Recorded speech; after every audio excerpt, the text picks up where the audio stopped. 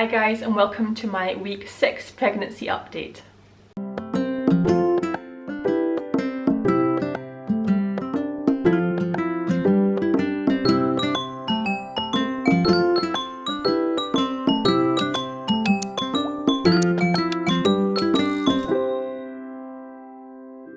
Welcome back to my channel. This is my week 6 pregnancy update, so I'm going to be sharing everything that happened over week 6 of my pregnancy. I'm currently 7 weeks pregnant, so I'm kind of like, how I do it is I look back over the last week and kind of tell you what I've been experiencing in case you've been experiencing similar things to me.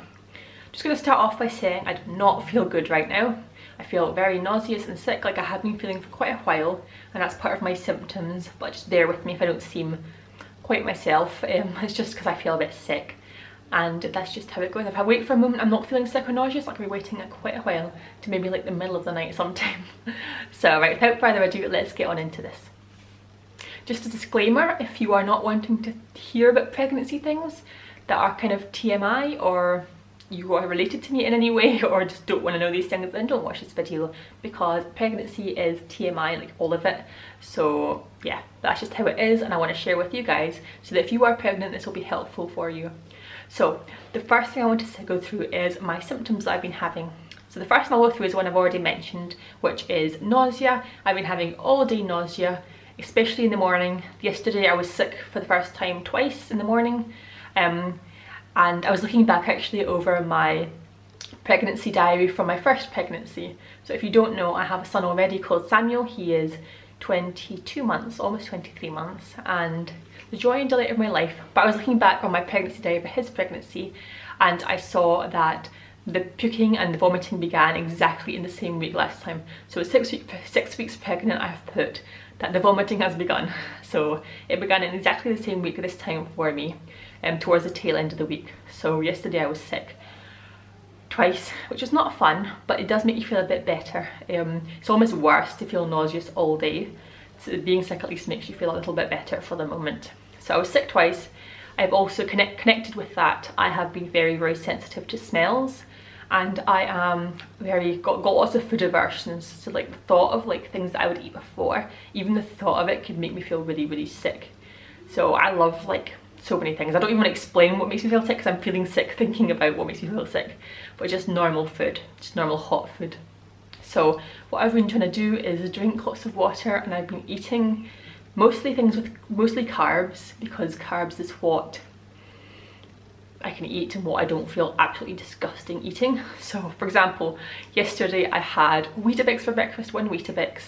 I managed to get that down late morning, and then later afternoon I had 2 little bread rolls that I put in the oven with butter, and then later in the afternoon with my son I had half a naan bread, and then like I had some crisps in the evening. That was like my entire day food. It was just filled with carbs. And I always think that, you know what, if you can get something down, anything, and if something specifically sounds good to you, then just eat that. Even if it's not the best thing for you nutritionally, if you can keep it down, eat it, because at least it's some kind of nutrition rather than eating absolutely nothing. I couldn't keep down a lot of the things that I was eating before, so I'm just trying to eat what I can and keep down what I can. So if you're in the same situation and you're struggling to eat anything and you're feeling really bad about it, I would say don't. For my last pregnancy I learned that if this passes fairly fast. For the first, about a month or more to go of feeling sick, which is quite a long time, but at the same time when you look back it's not that long, and it's not going to probably damage your baby if you eat lots of carbs or things that are not filled with fruit and vegetables.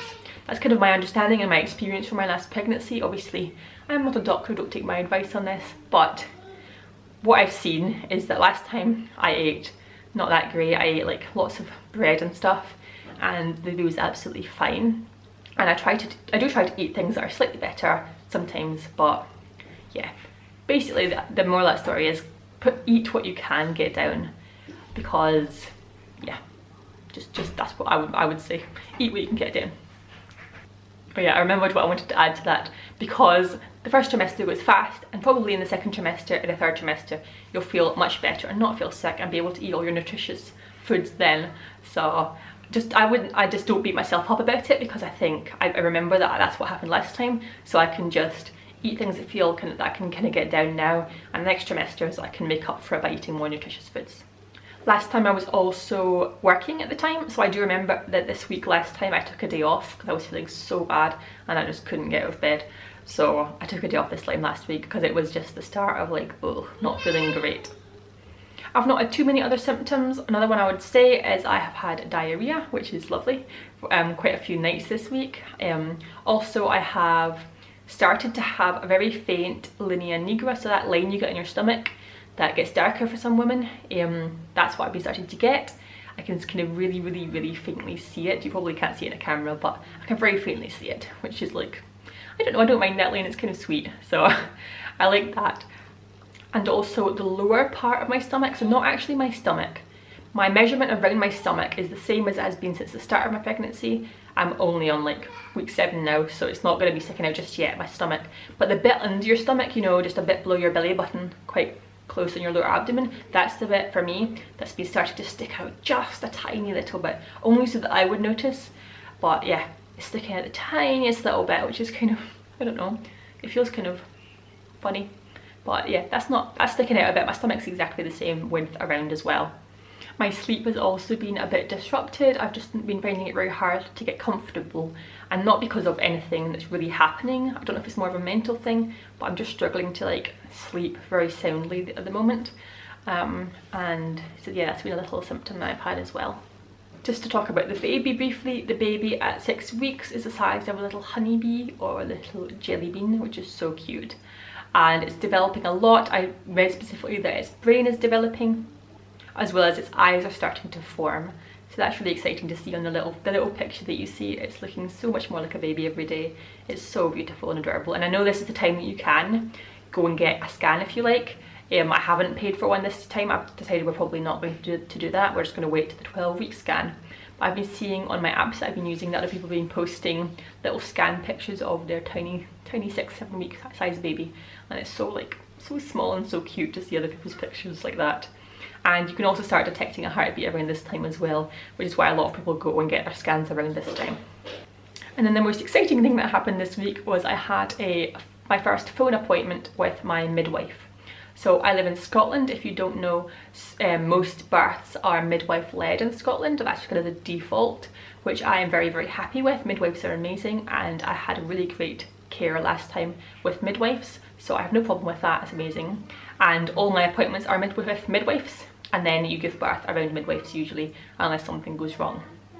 So I had a half an hour phone appointment, and by the way, it's a phone appointment because we're still kind of in lockdown in Scotland at the time of filming. We're kind of coming out of it now, but we're still kind of in lockdown.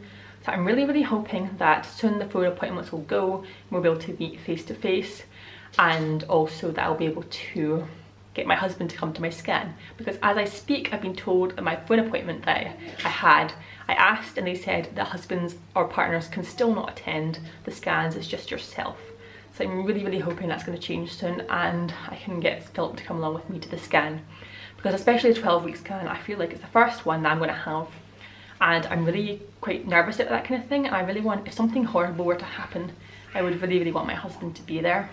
So that's mainly why I want my husband there. It's just a kind of, it's an important thing, you know. And he was at Samuel's last one and it was really magical and lovely. So fingers crossed and hoping and praying that situation's going to develop so that Philip can come as well. But back to the half an hour phone appointment that I had. It was a very general introduction appointment, basically saying who am I, where do I live, some of my medical history, some of Philip's medical history, Samuel's birth, is there anything I should be telling her about Samuel's birth if anything went bad or differently. The only thing I really mentioned in that was I had an episiotomy, which I've talked about on this channel before, and yeah, that's the only thing that really happened that was kind of different, so I was very lucky with that. And she just went through very basic questions and then asked me if I had any questions, and I said I told you I asked about the lockdown, and they did say they were revising the lockdown rules this week. So by the time I speak to her in a couple of weeks, she should have an update on the whole lockdown situation. So that's where that stands with that. My overall feeling this week, and my overall sense, an overwhelming thing has definitely been the nausea. I've spent a lot of my day battling the nausea while looking after my son, Samuel, and that's kind of a lot of the day. That's what I do. I don't do a lot else because I just struggle a lot with nausea, and it makes me not want to do the washing, it makes me not want to film videos, it makes me not want to do anything that I like to do normally. So it's a bit of a struggle, but if you're feeling the same, then you're not alone. A lot of women feel like this, and I'm very blessed and lucky because I know that morning sickness is often a good sign, and so I'm trying to hold on to that and like appreciate that. So that's the end of my update. I'm just rambling now, I have nothing else to say. I just want to say, if you want to see more videos like this, I have a whole series on my channel which I've been doing updates since about 4 weeks until now, and I'm going to be doing more pregnancy videos. So there's lots and lots of pregnancy content on my channel. Feel free to subscribe or go and check out those playlists to see more videos like this, and I'll see you very soon on my next one. Bye guys.